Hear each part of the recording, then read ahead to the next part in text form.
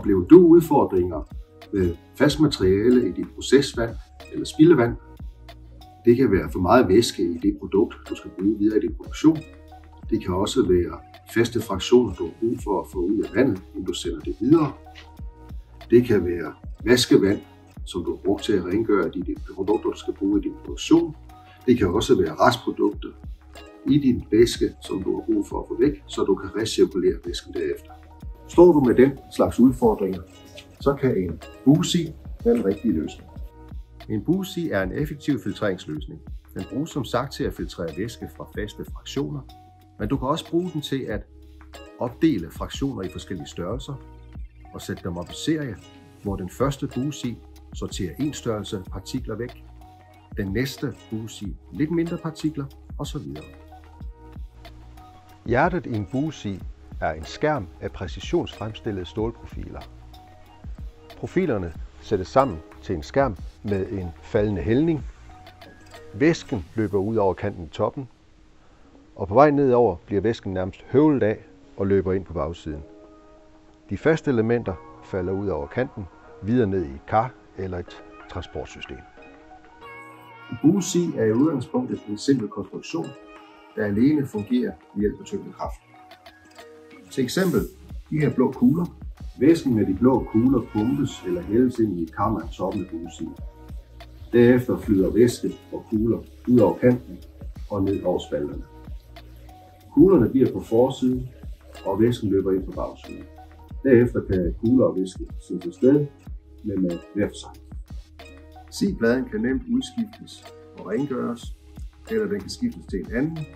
Det giver fleksibilitet til at skifte filterindsatsen til håndtering af partikler med en anden størrelse.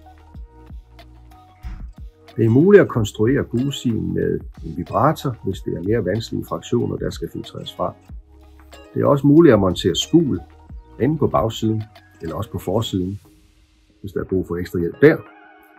Og det er selvfølgelig også muligt at levere BUSI'en med en lufttæt låge. BUSI'en kan også være en del af flere filtertrin. Hvis væsken f.eks. også indeholder sand, som BUSI'en ikke vil fange, så kan man kombinere BUSI'en med en hydrocyklon. Hydrocyklonen den adskiller fast materiale fra væsken ved at udnytte, at der er forskel i massefylde. Sandet er tungt, og det bliver delt fra væsken. De tunge dele synker ned mod bunden, og væsken søger mod toppen. I dette eksempel sættes hydrocyklonen efter BUSI'en, hvor BUSI'en fjerner de store partikler, og hydrocyklonen tager derefter de lidt mindre partikler. Endelig kan der monteres et inline-filter, der filtrerer ned til 1 dy.